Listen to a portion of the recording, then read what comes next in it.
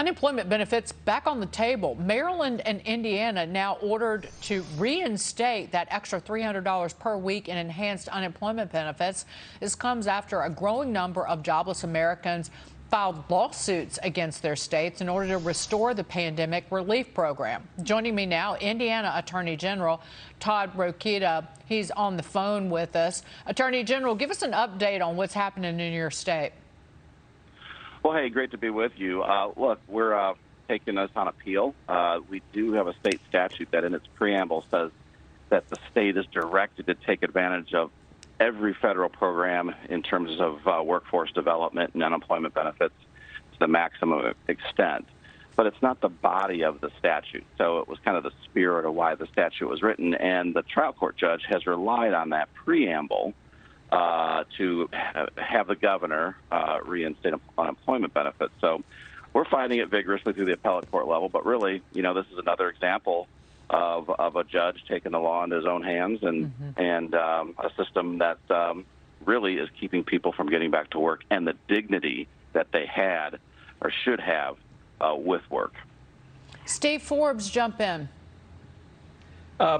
General, in terms of that, isn't there another court in the state or Supreme Court where you can get an injunction on what that trial judge did and let the thing be argued out in a proper way?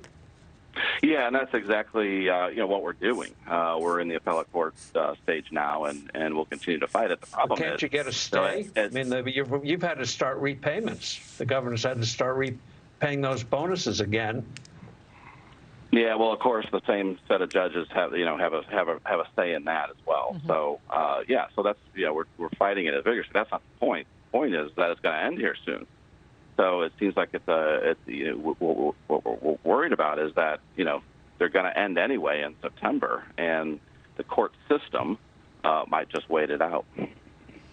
I'm going to move on to this, General. Republican Senator Marsha Blackburn ripping into the mainstream media and big tech for working with Democrats to push critical race theory in schools. The Tennessee lawmaker telling Fox News this, quote, Democratic socialists are giddy with the hope that they can use this period of time to push Marxist ideology. We've also learned that big media, big tech, and the Democrats are all in cahoots when it comes to having their daily talking points and pushing a message. General, are you pushing back on the Department of Education's proposals? Can you explain that? Yeah, well, I'm grateful for my colleagues around the nation. We had over 20 attorneys general join in a letter to the Department of Education saying, hey, look, you are proposing rules that are going to fund critical race theory. And it's important to note they didn't call it critical race theory. And that's the key for all your viewers. It's not what you call it. It's what's the action that's going on in the classroom.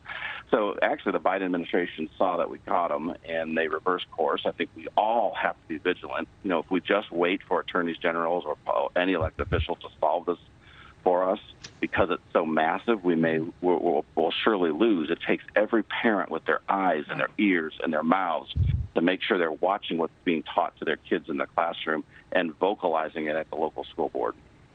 Right. When I've been on air with people who said, I don't believe your eyes.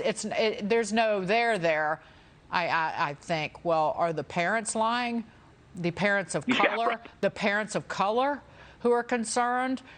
Say what happened to Thomas Jefferson High School in Fairfax, Virginia, the anti-Asian discrimination by that school to change the testing, to reduce again, it's about the outcome. It's not about the opportunity. Attorney General Todd Rokita, thank you for being here.